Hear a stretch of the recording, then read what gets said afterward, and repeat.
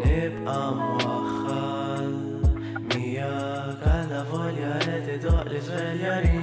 F'din ir-rokna nlaqgħukom ma' Miguel Vella, magħruf ukoll bħala 1905.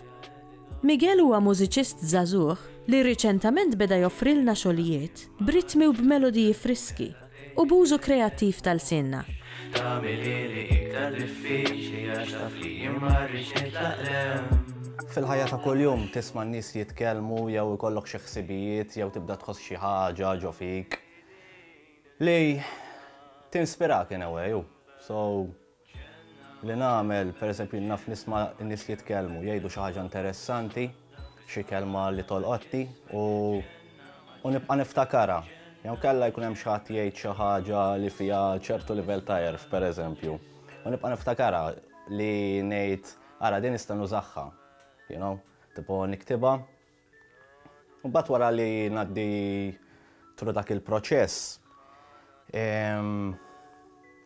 Mela jiena il-mużika tiegħi jiena inkanta u nikteb il-lirika sewwa.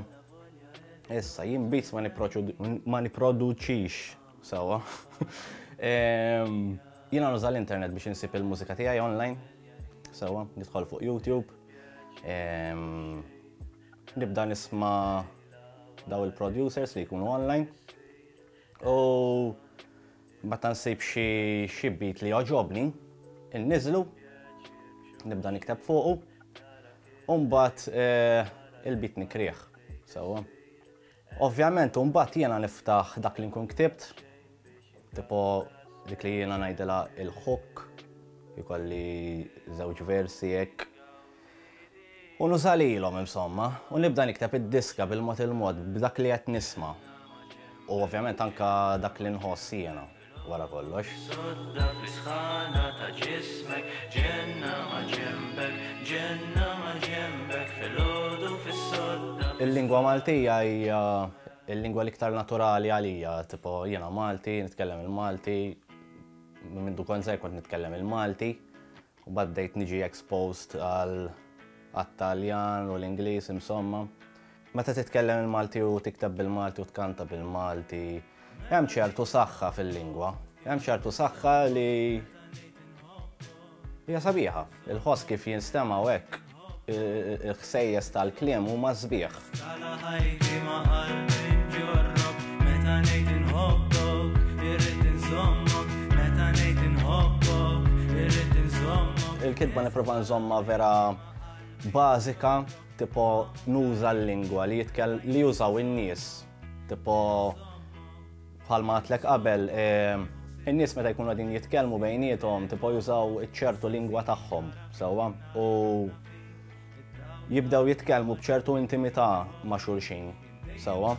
Jiena meta qed nikteb il-lirika qed nuża dik il-lingwa tiegħi Maltija sewwa, u ma fl-istess ħin hija sempliċi li ħatolqot in-nies. Dik il-lenti bnedmin intelligenti fil-komo tal-kosmos bil-limitu tal-ħin.